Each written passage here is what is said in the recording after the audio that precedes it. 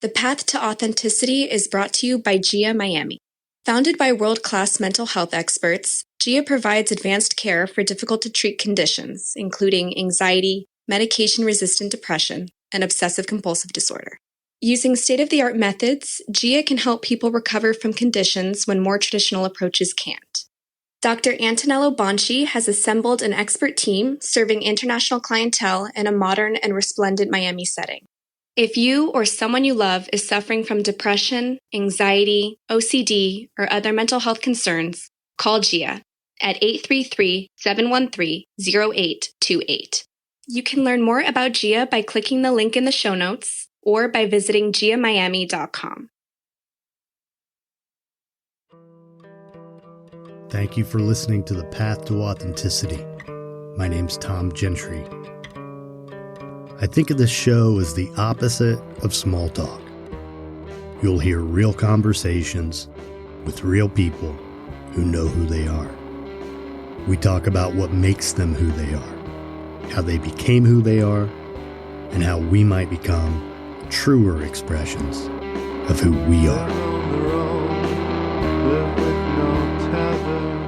Hi, everybody. I'm Allen Schwartz, and this is The Path to Authenticity.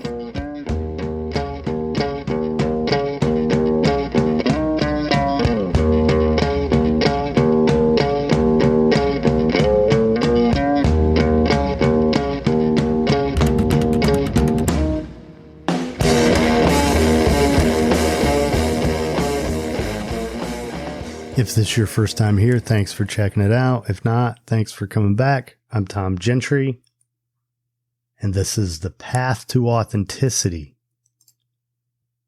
episode 192 for September 13th, 2022.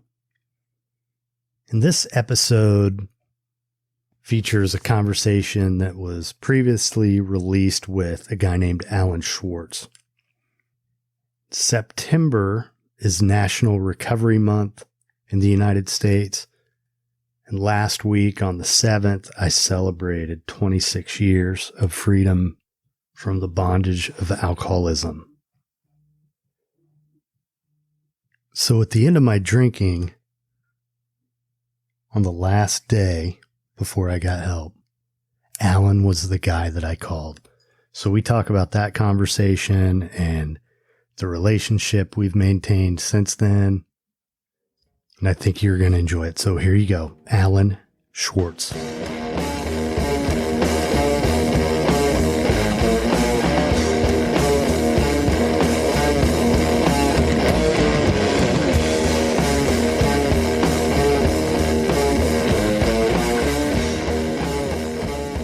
Allen, so good to have you. Thank you for doing this. And I've really been looking forward to talking to you, and because, you know, we have quite a history, don't we? Remarkable history. Yeah. And, you're just one of those people who, well, you hold a special place in my heart. You know, you were the guy who was there to welcome me through the door to a better life. And it's been such a treat to be able to remain in each other's lives for, you know, it'll be 25 years in September, Allen, God willing. Oh, God, a quarter of a century. I know. And, you know, it's just something that brings me a lot of joy. Aside from the fact that you're the guy who answered the phone. That's what is most riveting about our relationship. Yeah. What do you remember about that phone call, Allen? You know, I was working admissions at the Hanley Hazelden Center in West Palm Beach. I had finished maybe 2 years working as an assistant counselor, a residential tech, working on the different floors. I think I worked a year as an assistant in the family program that was on the weekends. So I went through the APT training, just wonderful. but I really found a home in admissions. Mm. And it's something to be able to be privileged to speak to someone on the phone. And it could either be the individual or a family member or someone that was concerned about the addictive use of their loved one. Mm-hmm. And when I actually got to speak to people that were genuinely just miserable, I hear the sound of misery in your voice, Tom. And I could so readily identify with it and pick up on it and just simply allow myself to be present. Mm-hmm. And so your call, though treatment may have been a gift to you, your call was certainly a gift to me to be able to make it okay to proceed and go further and make a plan to give this a try. Yeah. Yeah. And,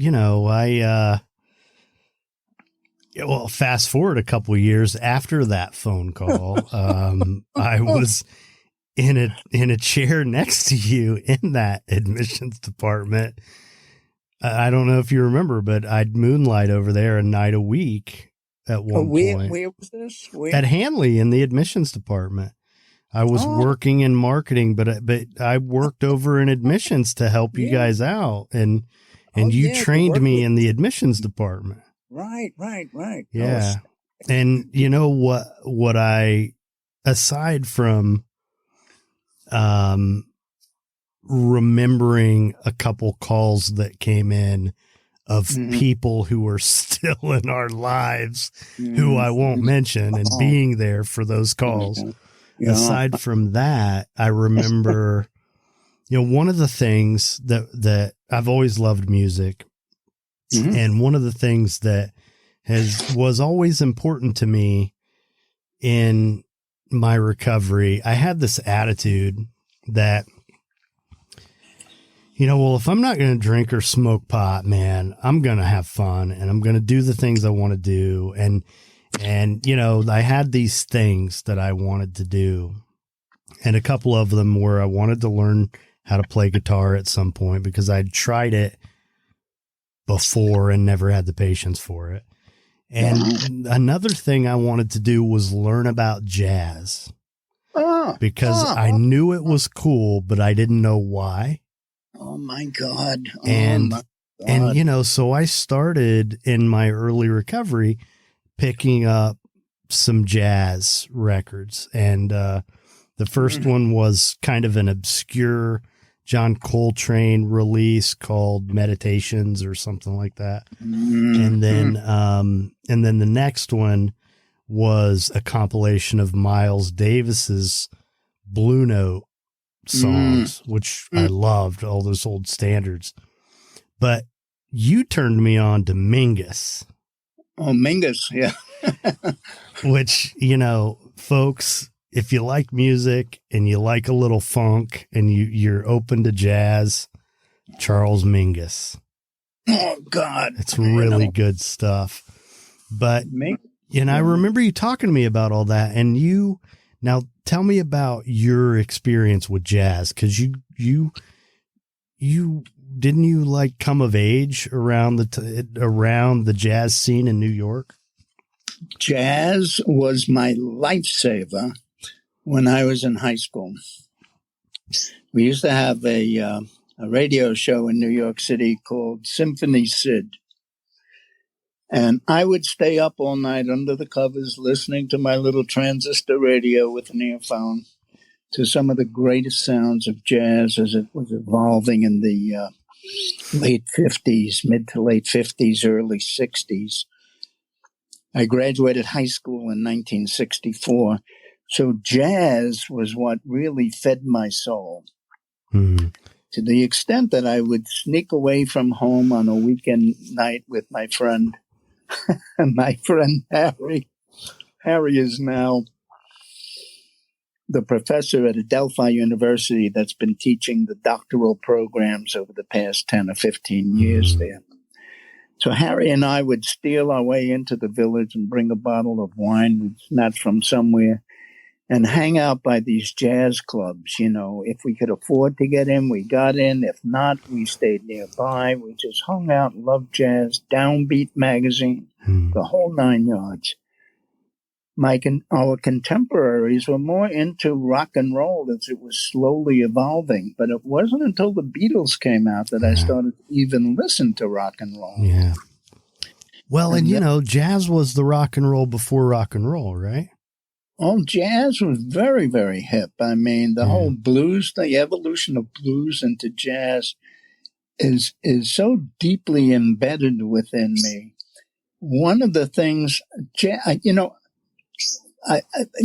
were talking about playing the guitar. When I was a kid, I had piano lessons, and I was into jazz. And I was bar mitzvahed already, so I was like 13, and listening to jazz. And I told my music teacher, I wanted to learn jazz. So her idea of jazz was Hoagie Carmichael's Stardust, you know. And I was into, at that time, Thelonious Monk. I mean, the dissonance, how do you do this, But even more significant, Tom, our lives sometimes track over courses we can't even imagine. I was so blessed with some of the remarkable experiences I've had.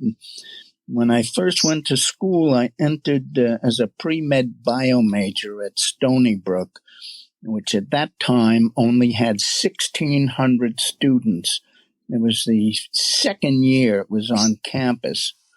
And I was able to get a job on their campus radio, WUSB, with a jazz show I ran from midnight to 2 a.m. Wow. And I'd say, good evening. This is A. Spencer Schwartz over WUSB, bringing to you some of the finer sounds of jazz and other entertainment. Well, that led me into emceeing the concert. So I have emceed concerts with Mose Allison is one of my favorites. Man. You know Mose Allison? No, not as well versed as you are probably, but all. But I made my entrance on the I love his voice. That kind of funky tune. Mose Allison lived in Smithtown, which was not too far from Stony Brook. But I also emceed Dave Brubeck. When he had Paul Desmond, Eugene Wright on the beat.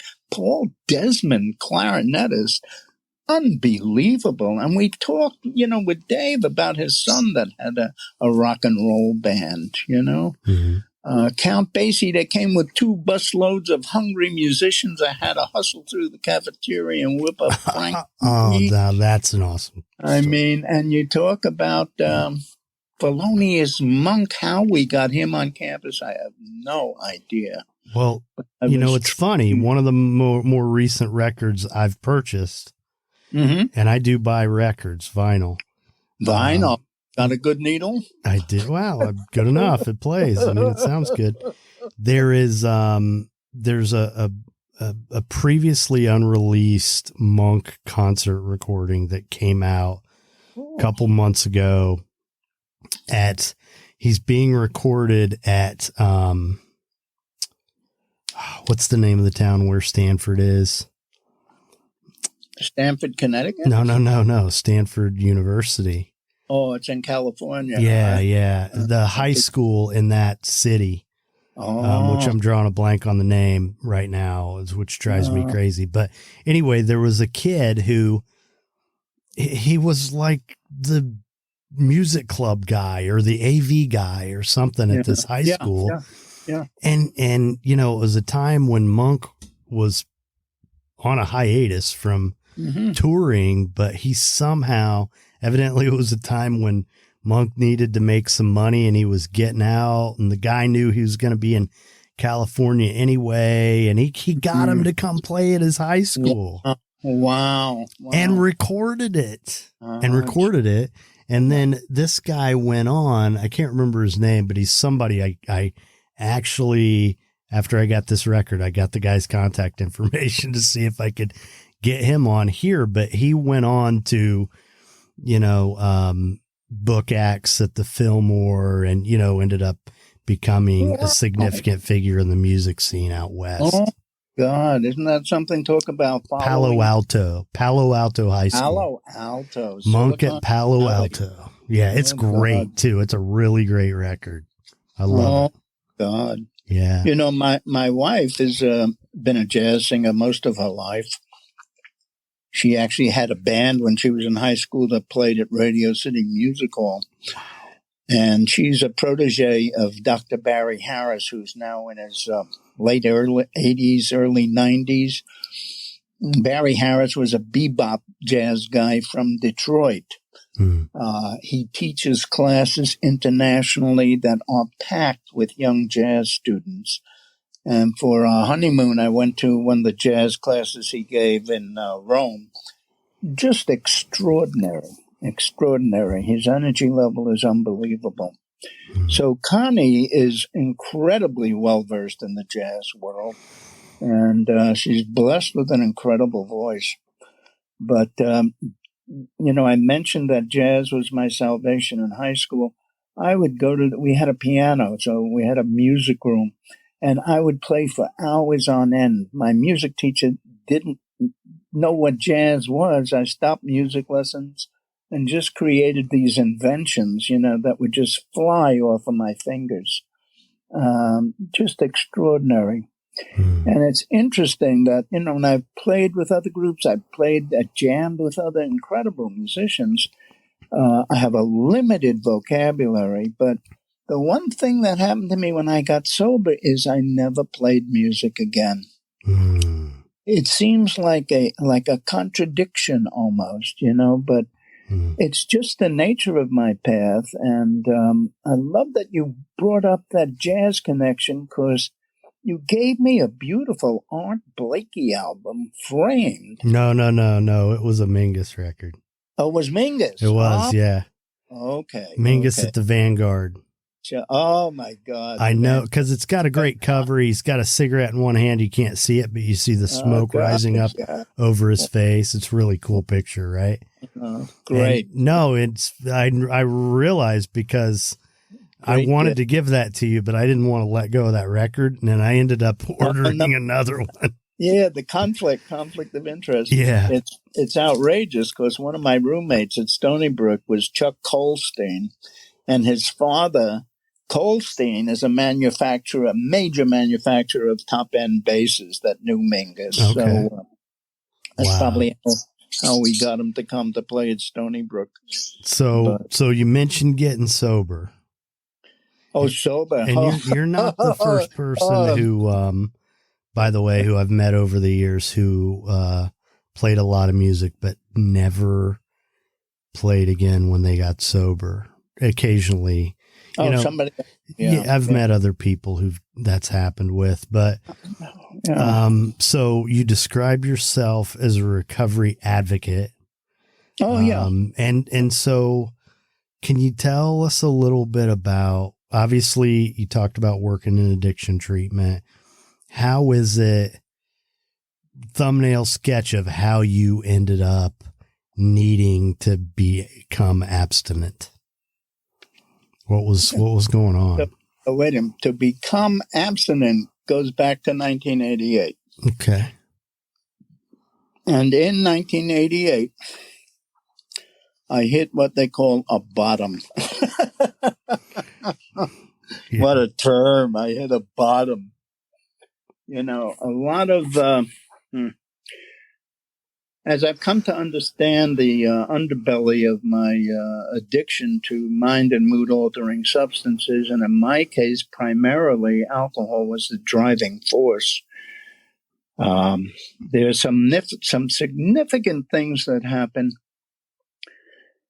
to each of us, to every one of us. The awareness in the recovery treatment industry has moved so strongly towards addressing what they call, what do they call it, Tom? I don't know. I'm not sure what you're talking about. It's all trauma-based, trauma-informed recovery, right. Adverse childhood experiences, ACEs, ACES. massive study done by Kaiser Permanente in California many, many years ago. Outrageous results indicating the high correlation between children that have had early trauma, and trauma can just be a separation from a parent. It could be a medical condition. It could be any number of things. That the tendency towards correlation with addictive disorders, mental health disorders, and physical disorders such as cancer, diabetes, all these other things is increasingly relevant or prevalent. So in my case, I was, you asked me what led me to be, to move to the path of recovery. You know, we don't do anything unless it gets really too severe. And then looking back at the trauma I had, and many people identify that have been adopted. I was adopted, but I was adopted at 10 days old in my early life. Nonetheless, there's a significant driving force to being adopted. And with that came the early childhood double bind, when I was informed by my folks at the age of 4, recommended by Dr. Spock to let your child know that they were adopted, you know, not to keep it a secret. Well, the double bind was, we picked out the cutest little baby, and it was me. And, and even though I was adopted, and we love you very much, nobody has to know about it. So there's this weird kind of burying with good intentions of some kind of a secret. And the speculation on that leads to the broad spectrum between what I heard was described as the alcoholic personality as being grandiose on one end and low self-esteem on the other. And my egomaniac with an inferiority complex. Exactly. And my grandiosity, even as a young child, was envisioning the limousine arriving to return me to the throne, the princely throne of Allen Schwartz. And on the other end was the speculation of being cast aside by a poor, desperate woman. And in my drunken days as an adult wandering the streets of Manhattan, I would see bag ladies and approach them, asking them what their name was, because I knew my biological mother's name. And so it wasn't until recovery and delving into, looking into the past and understanding the root of our character defects that I was able to put things in place. And I actually discovered my biological family only this past year. Wow. And it's been a remarkable unfolding. Had I continued to drink, I don't know if I would bother or just get disgusted or whatever. But we definitely wouldn't be present for the experience the way that you are now. No, certainly no intention, direction, follow through, what have you. So as the course of my life turned, when I was in Stony Brook as a pre-med bio major, I had I was very gifted in sciences and math in high school, tested very high in the SATs. And so I was able to get into Stony Brook, difficult school. And I've always wanted to experience what LSD was from reading the Scientific American articles, that spiders would weave more symmetrical webs and what have you. And I proposed in my senior thesis, I wrote away to Sandoz to get a sample, and I was denied. But in Stony Brook, we had plenty. And talk about a mind, mood altering experience. The sciences were no longer relevant, to my course of discovery. I was drawn into science primarily because I had a curiosity about my genetic background. And the theory of nature over nurture, all those things I studied in social science, really became irrelevant when I had this shift in perception. And I pursued a whole different course and changed majors to actually to art history, the history of art. Of course, it provided me with a fuller set of answers than science was providing with. I could relate to things like a nice Jewish boy relating to the Pietà. A contradiction in terms of religion, in terms of the exploration of beauty and the depth of human emotion and feeling, which was one of the things that drove my interest in jazz. This was music of deep centered emotion that I could relate with. And when I got exposed to the visual arts, that grew even more and more. To the extent that I ended up changing majors. And it's important to consider this was at a time when the Vietnam War was going on, when we had the draft, when people were trying to stay in school. And you would say, what is the relevance of an art major? We could use you for fodder. Right. If you're not going to be a doctor, you could be fodder. But fortunately, I was able to transfer into school and continue my pursuits with artistic and interest, endeavor, and what have you. And I transferred to Pratt Institute, good art school. And when I graduated Pratt, changing majors a couple of times, I went into the field of advertising. I used to do a lot of commercial art in school.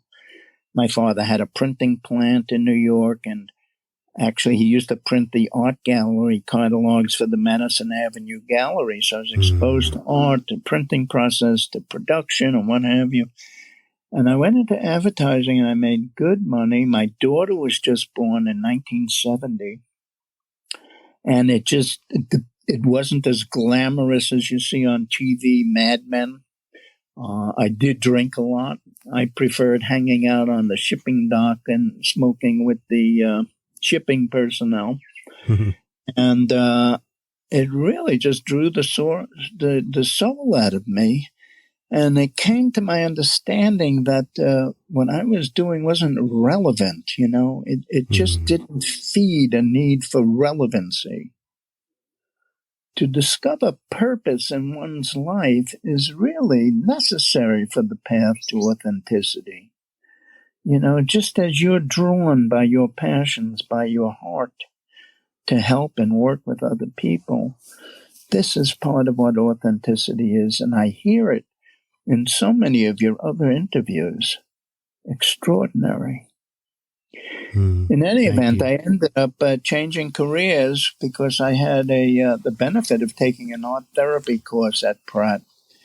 And I did an internship at Downstate Hospital with pre-adolescent boys, young boys in a locked unit that had actually killed other children in their lifetime. And here I was brought in as an art therapy intern. And how do I communicate with these children whose lives, we talk about trauma, have had nothing but trauma-based existences? And the involvement of art, the manual ability to just take a gob of paint and spread it over a sheet of paper and add different colors to it, brought a channel of expression that was well beyond language. And that impressed me. So I ended up taking a job in special education. I worked with the Catholic Charity Learning Center right in Brooklyn, in Park Slope, in walking distance from where I live. And I went to graduate school. I had a young daughter on the way. Not on the way, she was there already. And it took a while for me to realize that I was making half the salary that I was making in advertising. And in 1971, in February of 1971, I developed what proved to be catastrophic testicular cancer. Oh, my gosh. And I had extensive surgery. So when you talk about trauma-based histories, this was way out of the ballpark for me. But also looking at it, why me? Right. This existential question, why me? And in my case, the fueling of my alcoholism from this goes now from 1971 till 1988, was not even realizing how fear-driven I was that the cancer would return. Even though I completed 3 years of chemotherapy very successfully, they wanted me to take another year. And I said, forget about it. I wasn't going to take another year. And I became manic. I turned my classroom over to my assistant. I caught a flight to California, to Los Angeles, where I had some family. And I wanted to connect with my professor mentor from Pratt, Barry Schwartz, no relation, but truly influential person in my life. And he had taken the position of director of the Dean of Humanities for UCLA Extension. And I was off and running on a manic episode that lasted over a year, which included a couple of arrests and a couple of mental health incarcerations.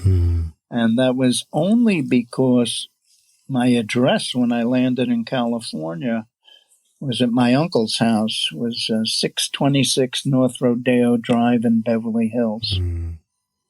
So every time I got arrested for something, the family would come in. Yeah. But when we talk about experiential learning, that was the real learning place, was in jails and mental health facilities.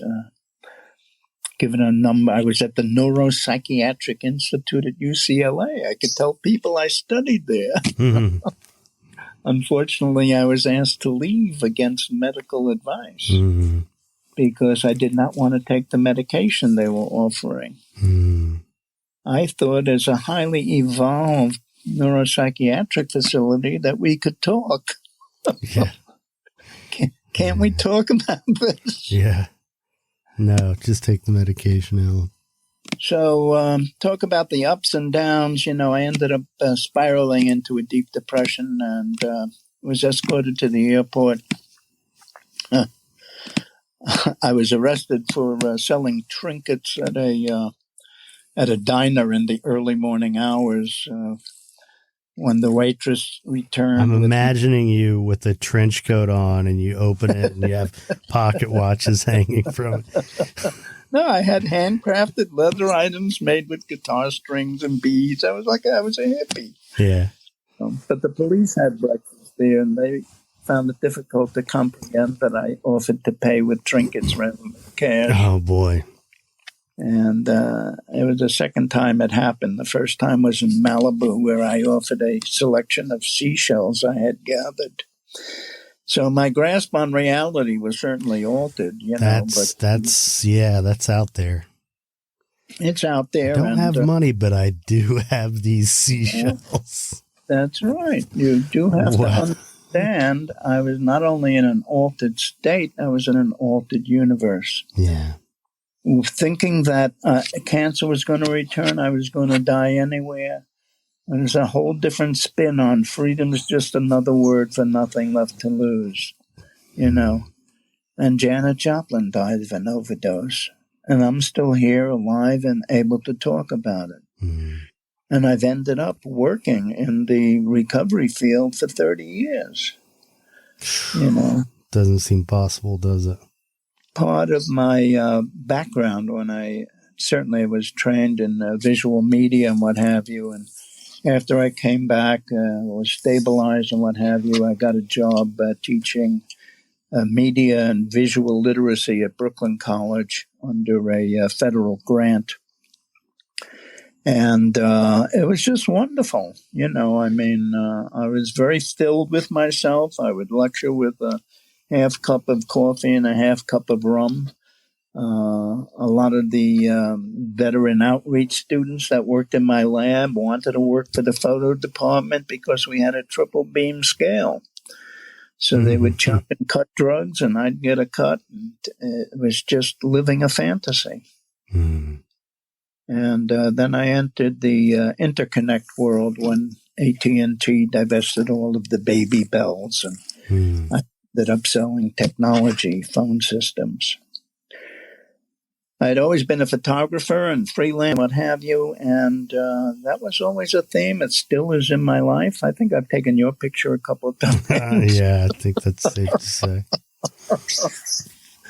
And I got the call from my father. I was adopted, the only child.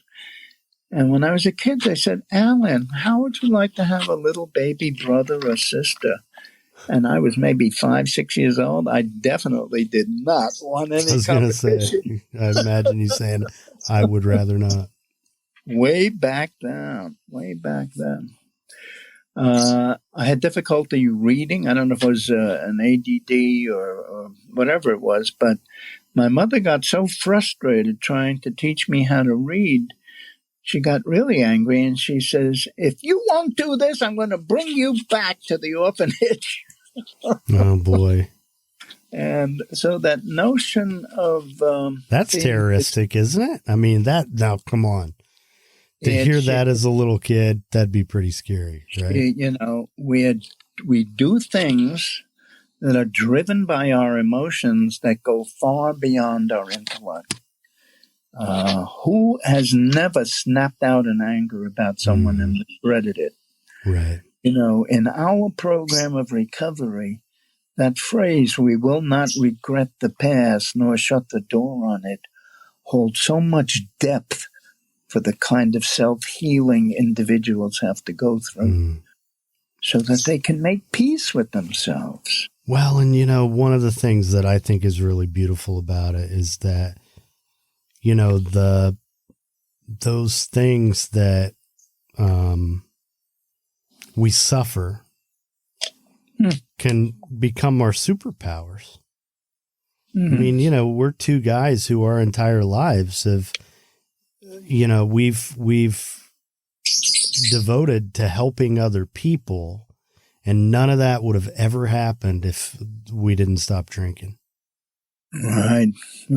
And had we not needed help, someone helped us, and then I don't know about you, but for me, doing this, it's to have somebody, once in a while, have somebody, "Man, thank you so much for doing what you did." And, and I almost feel silly being thanked because, I mean, listen, this is just what you do. Like if somebody shows up and, they're in crisis and they need help, and I know how to do it. And not only do I know how to do it, but I know what it feels like to suffer the way they have suffered. Of course I'm going to help. How could I not? And, sometimes that means dropping everything and helping right now. Right? I have seen people in long-term recovery that are just too busy to help other people. We are very fortunate, Tom. The blessing and the structure of the 12-step program of Alcoholics Anonymous is based on experiences, the experiences of those people, the discovery that Bill Wilson had when he found he was able to share his experience with another drunk, and whether or not it made that other drunk any better, he was better. Right. He avoided going into the bar at that hotel, wherever it was. Yeah. And the nature of sharing one's recovery with someone else. I was on the Florida Christmas party. My drinking had evolved to actually round-the-clock drinking. And in my professional career, the aspect of my professional career when I went into technical sales in New York was such that I was recruited by a computer consulting firm that liked my manner of presentation. They offered me a job, and I said, gee, I'd like to work with you, but I don't know a thing about computers. And they said, great. The less you know, the more you'll sell. Wow. Here's a kind of technical logic. You know, if I needed a propeller head, they would provide me with one. Right. But my skills, though I didn't realize it at the time, is centered in a genuine interest I have in people. And it enabled me to cultivate a database of customers from the Federal Reserve Bank to, what the hell was his name? David Crystal, a fashion designer. Izod Lacoste, they had a number of lines. I had to go through more security to get into this fashion design house than I had to go through to get into the Federal Reserve Bank of New York. You know, I had Atlantic Container Line. I had many, many gifted people simply because of the work of the consulting firm that I worked for. They were brilliant. And they were also, we celebrated with like not only a bottle of Stoli, but this exotic herb came out of the freezer and some white powder, and we were off and rolling, baby. I went to conventions twice a year from the borough's user community. And here we were, bankers in three-piece suits with wingtip shoes doing lines of coke with rolled up $100 bills in the late 70s, in the 80s. I mean, astounding. So in any event, I kept getting different offers to work for people. And I actually took a job to be a Northeast regional sales manager with a Menlo Park-based company that's not too far from Palo Alto. And as long as you made it for the quarterly meetings at the sound of the bell in the morning, you were good to go. And even though I was producing, I only worked with clients that drank and drug like I did. And finally, I get the call, you know, that my numbers just weren't matching up with their expectations. And finally, I was let go. So I tried to focus on, look, I had over $6 million in sales last year. They said, that was fine, but you were projected for 12, you know.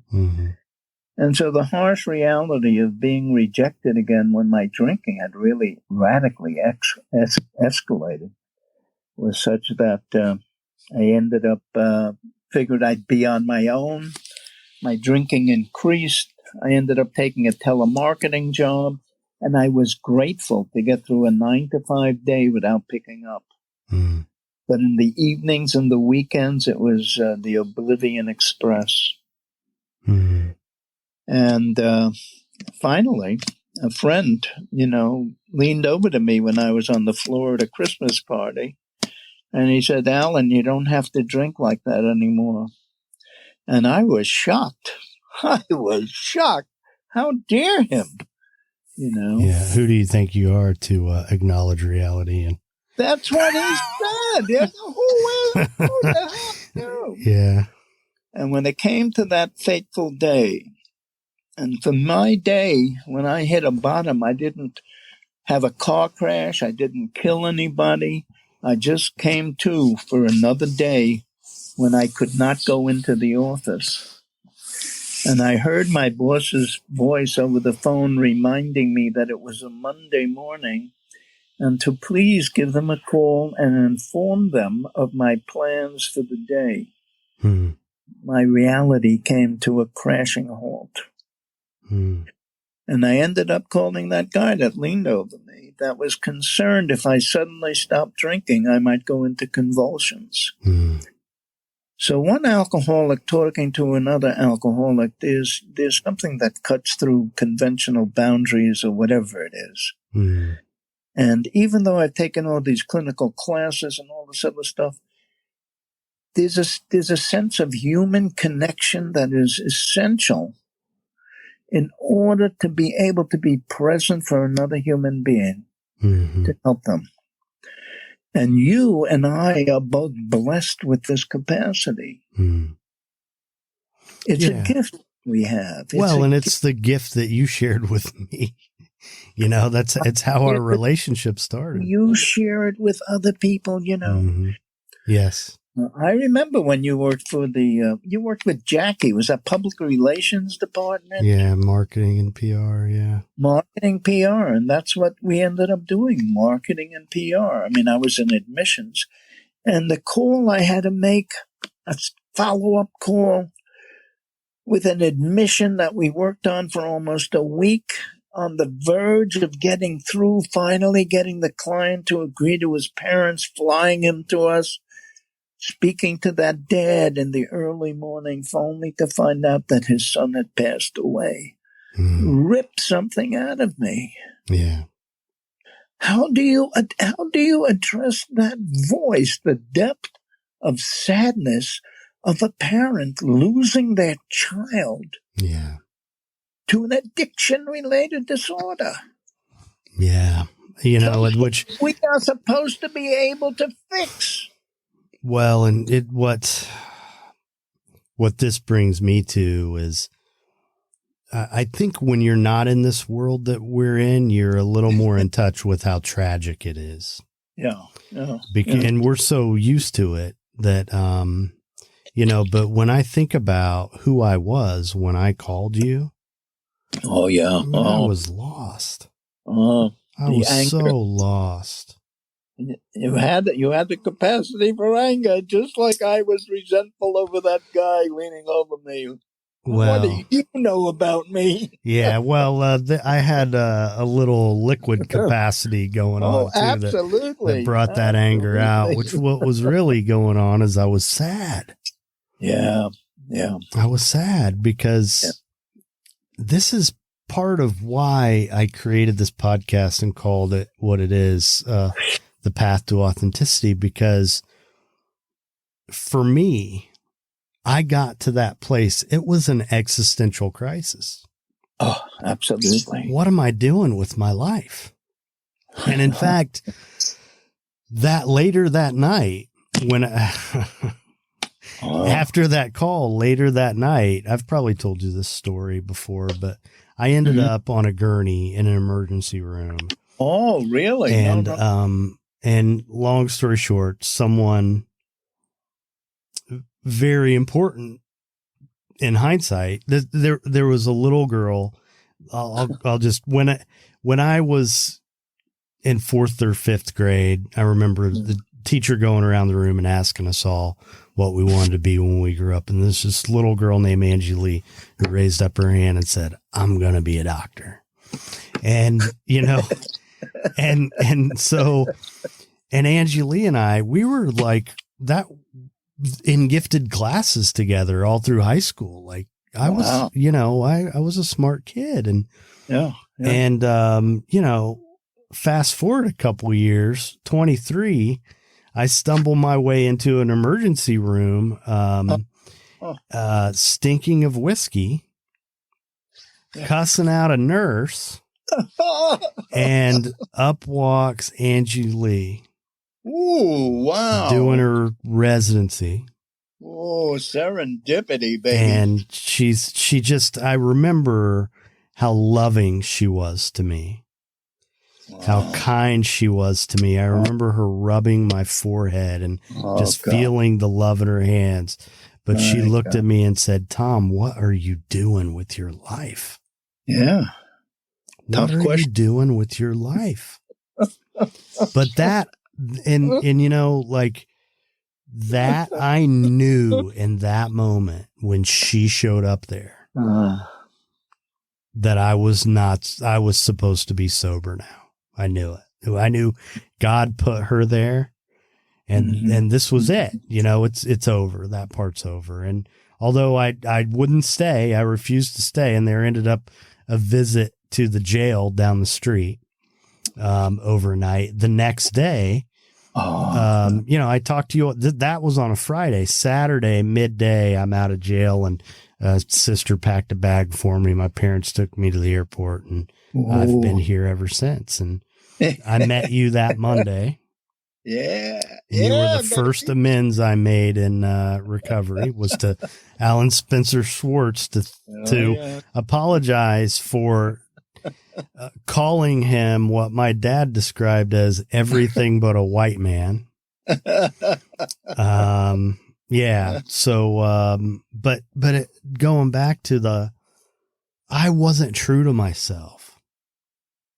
You know, I made decisions that were contradictory to who I was as a human being in order to please other people or not be rejected or whatever. And the next thing you know, I'm lost, and I'm 19, 20, 23 years old. Who the hell am I? What happened to me? Mm-hmm. I'm stuck. What do I do now? And instead of I didn't know how to deal with it, didn't know where to go except for a bottle. Yeah. Because that's what people did in my world. Absolutely. The guys, that's what they did. That's right. When they were distraught. And, there was no drinking this away. And I knew, I don't know, I think deep down I knew there was more. I knew I had something in me that I wanted to be something, do something. I knew I had a purpose, but I didn't know what it was, and I wasn't fulfilling it. So, yes, I feel like that's very important for someone who wants to be sober.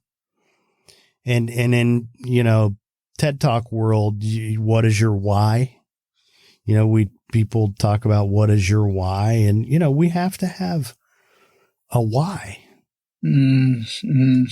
Why am I doing this? Yeah. And, to be happy, I think we have to have a good answer to that question. Oh, no. It, for the why can be so different for so many different people, and yet have an overlay of similarity. We are bound together in this human condition, and in order for my recovery to work, I have to continue to show up. This COVID thing and, cutting down on meetings and everything has had the impact of a radical increase, 60% in Palm Beach County of people that have relapsed. Mm. And I'm not just saying alcohol, it's related to all kinds of mind, mood altering substances. 60% increase in relapses and in fatalities. Mm.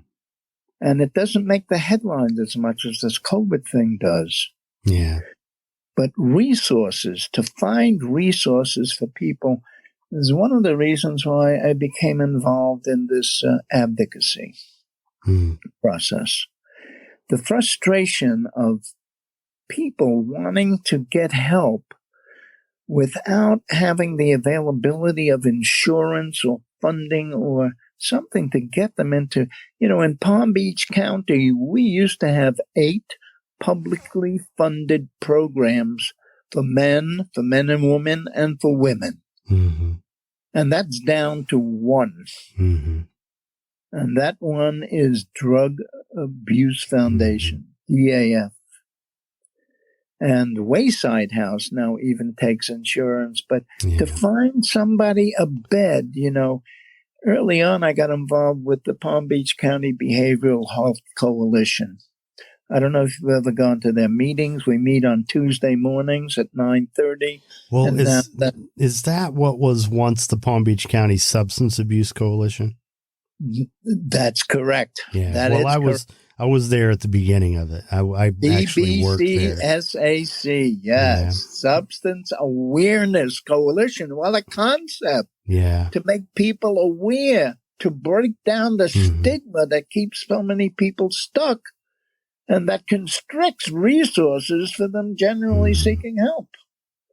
And so advocacy is something I'm very strongly drawn to. Having worked in Initially, I worked in the public sector. I came to Florida because my dad had an incurable cancer. Something was going on with him. I'm the only child. In our literature, it says, praying only for a knowledge of God's will for me and the power to carry it out. Here I had just moved to Darien, Connecticut. I fell in love with a young lady in Codependence Anonymous. That suddenly was going south. And in any event, I had to leave. I knew that my purpose was to be there for my folks when they had been there for me. And my dad looked at me in the hospital bed, and he's a very strong, individualistic, mechanical person. He says, if I beat cancer, he's going to beat it. And I had another 8 years with him. We had another 8 years.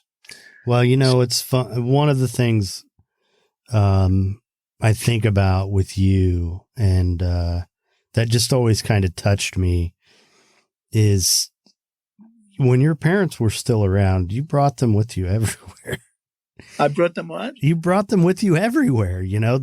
When we worked together, we'd have these company Christmas parties or what. They'd come. They couldn't believe your parents were part of. Oh, it was really nice to see. Celebrate recovery. They didn't know what was going on, but as long as I wasn't drinking, they were happy.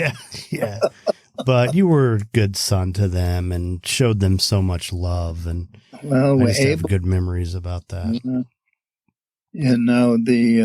You talked about knowing our internal purpose and relating that to happiness. Harry Hamilton, God bless him, used to be so inspiring, talk about breaking down the stigma of being an alcoholic. He says, it's just a fact of my life. I'm neither ashamed or embarrassed by it, but he would frequently quote the purposes of the 12-step in the preface, that the purpose of it was to restore us to being happy and usefully whole. Yeah. It's the whole purpose of the 12-step. I'm a 12-step evangelista. And the notion of meeting the addict where they are. Yeah. And, it's, one of the things I've talked about this a little bit with different folks from our industry who I've had on the podcast. Oh, yeah. There is this arrogance among a lot of people who work in our industry. Oh, yeah. That's based in, well, this is the way it worked for me, so that's the way it needs to happen for you, or else you're not going to get better. I know some of those people. Well, yeah. Well, and it's a total crock of shit.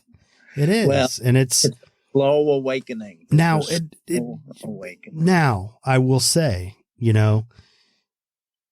every great treatment facility there is started with somebody's passion of, I can do it better. I can help people. I know how to do this. So there's a lot to be said for that. But there's an advocate in the Chicago area. It's a group called Live for Lolly.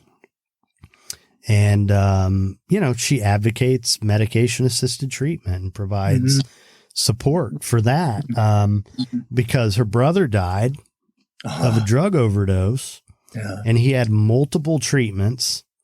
And he wanted to go on, an MAT program. He would have been willing to do that. He never really had the option to do that. And he died. Yeah. He died. Yeah. And, people can be pretty close-minded about, listen, the point is survival and having the life you want. That's what it's about. I don't need you to get better the way I got better. I just want you to be happy. And, and one of the things that I learned very early on in my career, and just sitting and watching people, learning from people who work with clients, is that the people who I really admired were the ones who remembered these are people with lives and families and dreams, and they're not here to fit into our little box. We're here to help them. That's the point. And going back to, I believe for me, there were reasons why I wanted to be sober. There were things I wanted to do. And if I didn't have that, I don't think I would have stayed sober. We have to have a reason to be sober. A purpose. A purpose. Yes. But I believe I've worked for companies that were very much against medication assisted treatment and would only use these drugs for detox purposes, which is great. You know, I mean, what's important to me about that is that as a treatment provider, you need to have a philosophical orientation and stick to it. Yeah. The real problematic providers out there are the ones who try to be everything for everyone. You can't do a good job and do that. Unless you're enormous and you have an army of, you know what I mean? There are exceptions, but for the most part, but I don't think, putting a 21-year-old kid who's been addicted to opiates for a couple years on Suboxone indefinitely makes sense. But if it's a criminal or I'm sorry, a homeless person who's been addicted to heroin for 25 years, I mean, harm reduction, you know, that makes more sense to me. It's not only meeting the person where they're at, but also treating them as an individual. My convictions based on what worked for me or what didn't, you know, doesn't necessarily apply to you know, we get too hung up on that stuff. A lot of us. I like the phrase, to maintain an open mind. Yeah. But both you and I have worked in clinical environments and have attended staffing meetings and supposedly developed treatment plans. Right. Which were often formulas or what have you. Right. And, you know,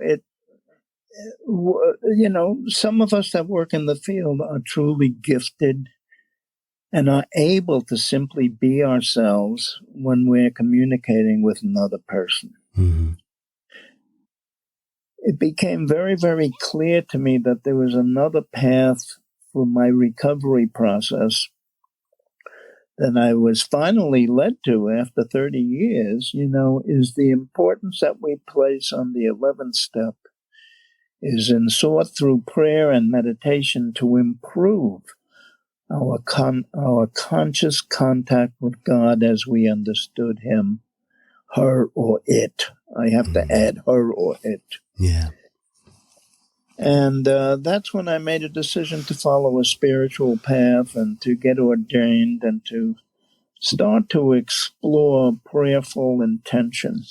And one of the mentors whose literature really helped me so much in the clarity of the path that I was about to embark on was Thomas Merton. I was hoping you were going to say him. And he, in a letter he wrote, in this letter, it became a prayer that's one of my favorites, where it says, our job is to love others without stopping to inquire whether or not they are worthy. Right. It is not our business. And in fact, it's nobody's business. What we are asked to do is to love. And this love itself will render both ourselves and our neighbors worthy. And so that message strikes me so deeply into my heart, way beyond treatment plans or philosophies or ideologies or anything like that. Yeah. That I have taken as a recovery advocate, is also one of ministry. Mine is a 12-step ministry, and over the past couple of years, I've become a prayer chaplain with Unity of the Palm Beaches. I've had the blessing of being able to serve at weddings, at the unions of people, as well as to deliver funeral services for parents that have lost their children to this disease. There is no greater sorrow than a parent losing their child. And it never gets easy, just as it wasn't easy when I was speaking to this father on that morning when we were arranging for his son to come into treatment, and he died the night before. But something took over my voice in this sincere sadness and regret, and in this deep sense of loss and compassion was brought forth into that conversation. And the notion of simply being present for other people has enriched my life so much. And that's all the result of this long-term recovery. I am a person in long-term recovery. And that implies a number of things that are just astounding to me, that continue to unfold beautiful things in my life. And I think I'm looking at the end. It's just over the horizon. Yeah. But I'm happy. I'm a happy alcoholic. And in Unity, Eric Butterworth had a beautiful definition of prayer, because we do not pray for things we want, just as in our 12-step process, we pray only for a knowledge of God's will for us. And that's an eternal thing. That's an eternal evolution that takes place. So if I may, I just want to, it's fairly short, but it's from Eric Butterworth, Prayer Minister for Unity of New York City. And it says, prayer is not something we do to God, but to ourselves. It is not a position. It is a disposition. It is not asking, but knowing. It is not words, but feeling. It is not will, but willingness. And so I have a willingness to turn these things over to a power far greater than myself, and just hope to be of service to another person. Be it as simple as smiling at other people on my daily walk. And this is the gift we share, Thomas. Yeah. We have a sense of wholeness that we've gained through recovery. And your path of interviewing people and getting at the root of this kind of purposeful living, this sense of authenticity, when we're living in an age of masks and masquerades, of self-importance and power, of destruction, which so violently erupted today in our government. I mean, where is the compassion that we want to receive unless we're able to give it to others? I just want to put in a plug, because advocacy is something I'm still discovering.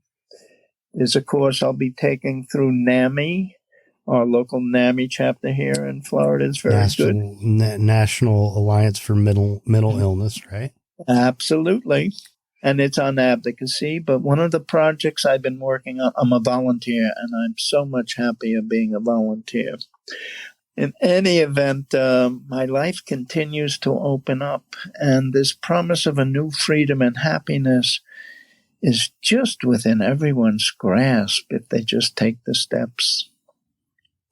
You know, one of the things that occurs to me that's really hard to do when you're in the thick of the suffering is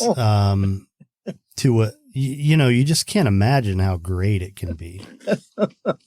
You know, listen, I loved to drink. I had some good times. I loved drinking. I did. I enjoyed it, you know, I mean, and I had my share of fun, and it got bad. I mean, don't get me wrong, but you know, I have not been miserable for the past 25 years. You know, I wouldn't trade a second of it. I wouldn't. And I think that was a key thing for me, a key transition that I had to make before I was going to be sober, was I had to see what I could gain from being sober rather than what I was losing. And the only way that was going to happen was for me to go through enough pain. And I did. God gave me enough pain. They say no pain, no gain. Yeah, misery is optional. Yeah. Well, Allen, so, one of the questions I ask of everyone before closing these episodes is, if there was a time in your life when you needed a word of advice or support, when would that have been? And what would you go back to the younger Allen and say? Oh, that's a tough one. So many challenges I faced in my life.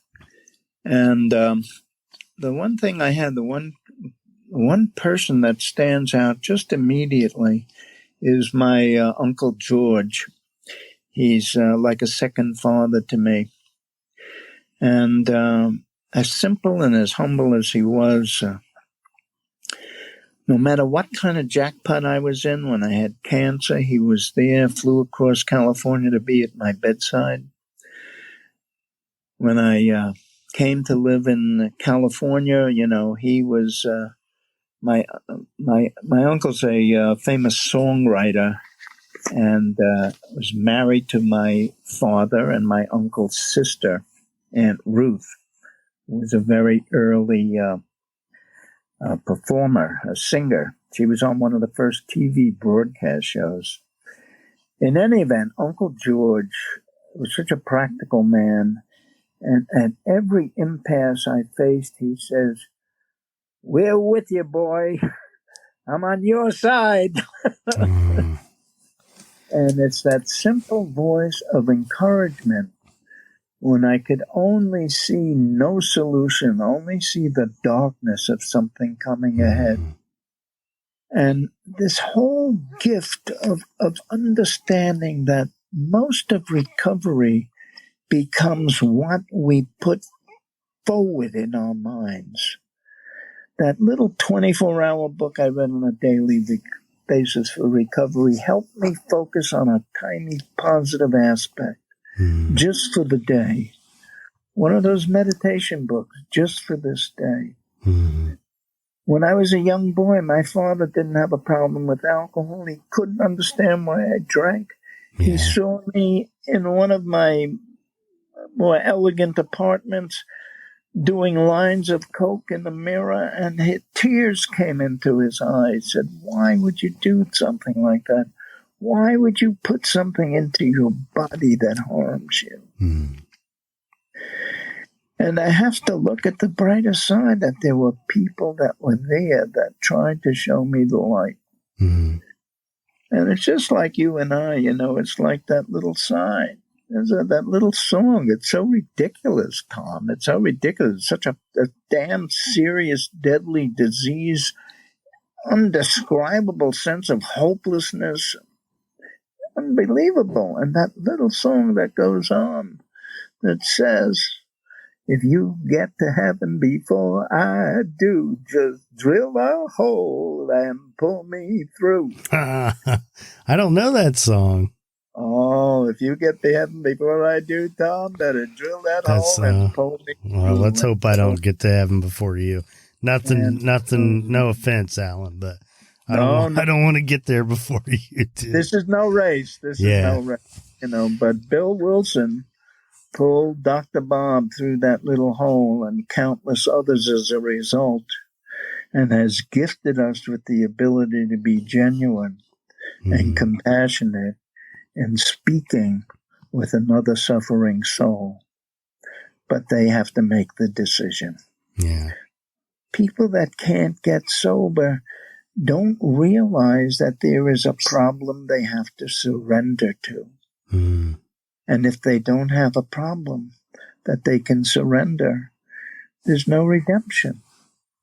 there's no belief that they can come to believe that there's some power greater than themselves, let alone making that decision to turn their life and the will over to this unknown, this great unknown thing. Here's another truth that I pointed out to a client yesterday. Yeah. I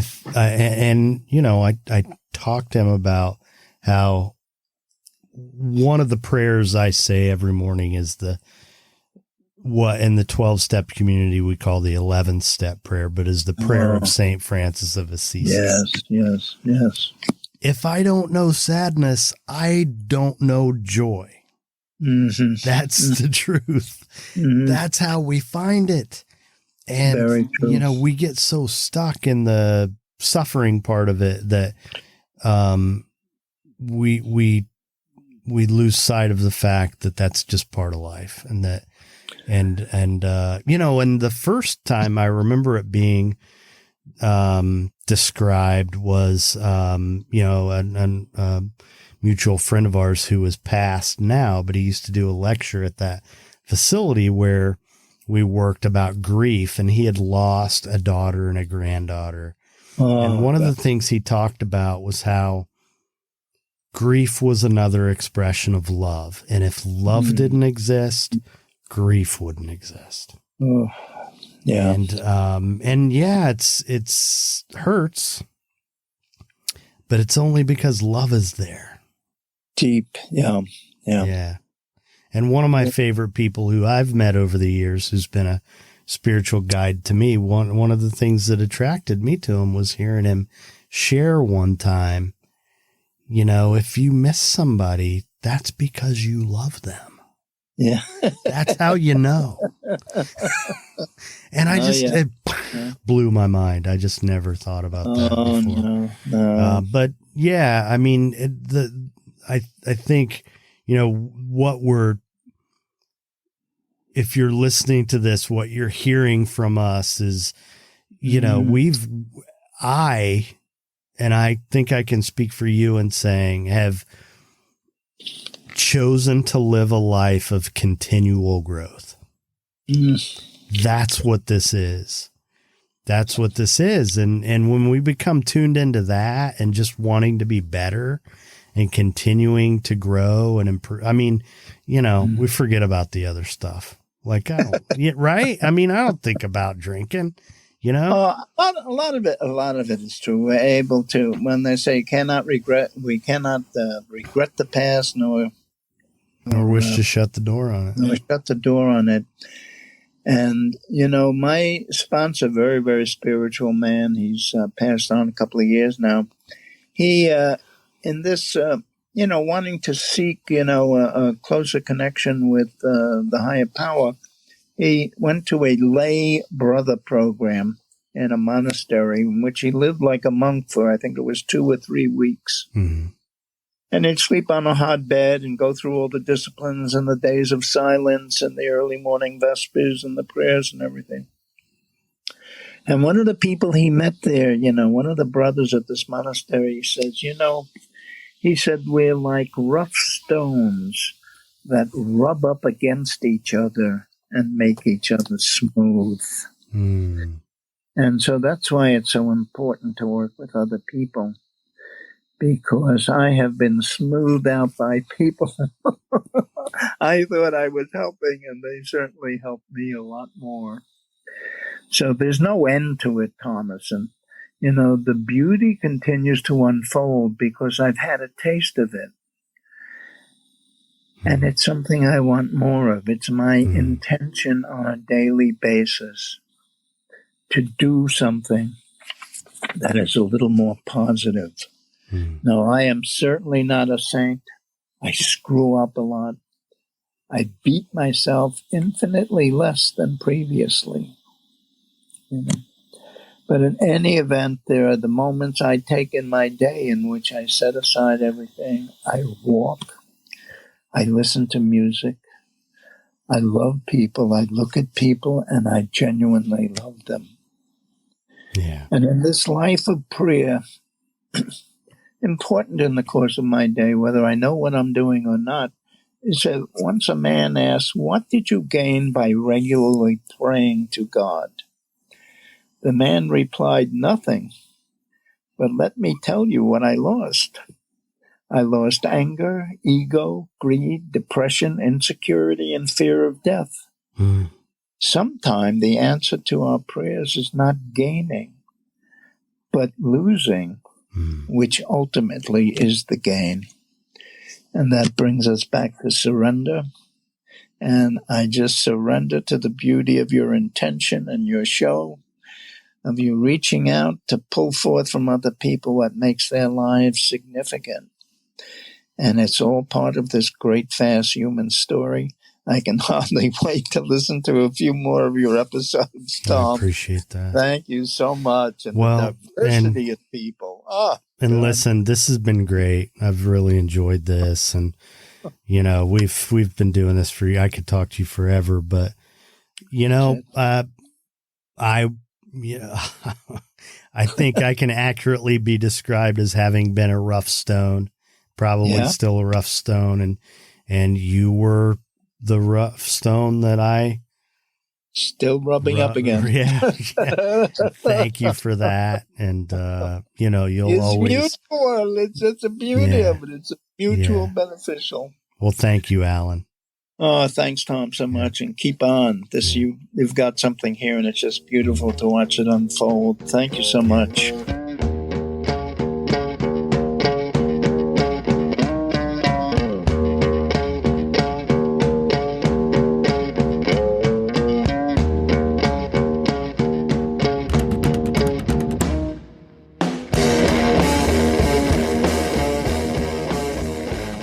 All right, there you go. Another episode in the books. Thanks for listening. You can learn more about the show and this episode's guest at thepathtooauthenticity.com. If you enjoy this episode, please share it with someone. Leave us a review on Apple Podcasts or wherever you listen. Every little bit helps. I want to thank the band Punk Rock Opera, whose music you hear throughout the show. Their songs are used with permission from the artist and under a Creative Commons license. If you're so inclined, check out the Patreon community. As soon as I do these interviews, I upload them to Patreon, where the content is only available to patrons, and for just a couple bucks a month. I usually post audio content, their exclusive audio content, probably 8 times a month, if not more. And as these new episodes are released, as soon as they're done, they're available to patrons. So sometimes that might be 2 weeks before an episode is released, or even longer. Usually it's a few days. Anyway, if you want to support the show, that's a great way to do it. So thanks again for investing your time. It's a big deal to me. Thank you for supporting me and supporting the show. I hope you keep coming back. Be nice. That's our story. I hope you enjoyed the punk rock opera. And we have one last piece of music for you. It goes like this.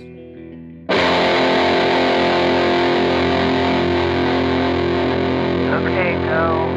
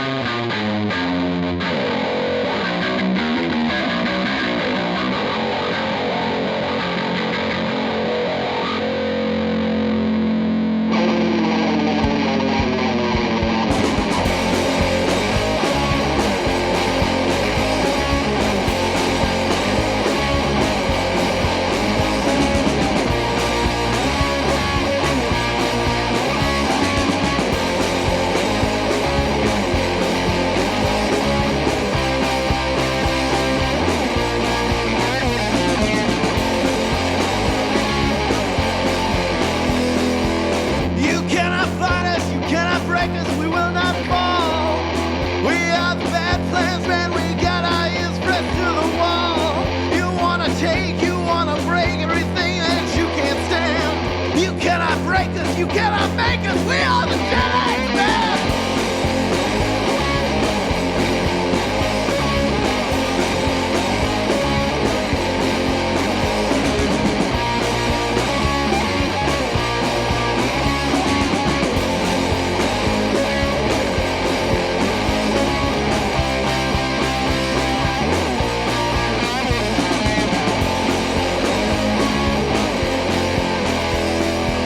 We're just the losers that lived up the street, living on these chords, simple beats.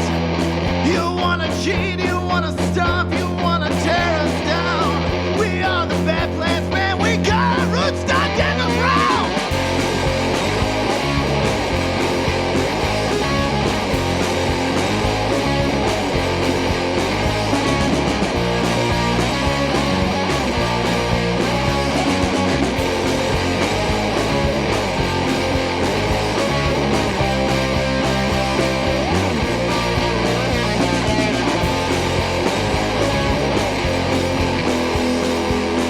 Musical generation, self-made bands.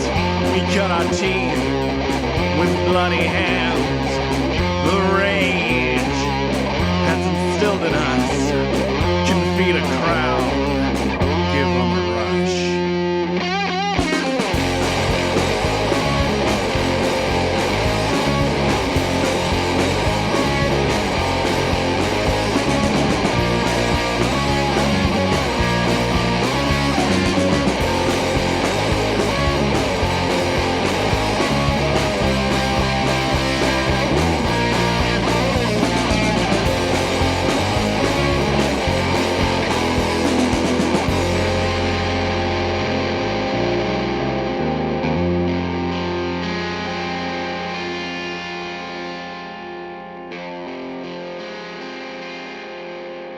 Thank you.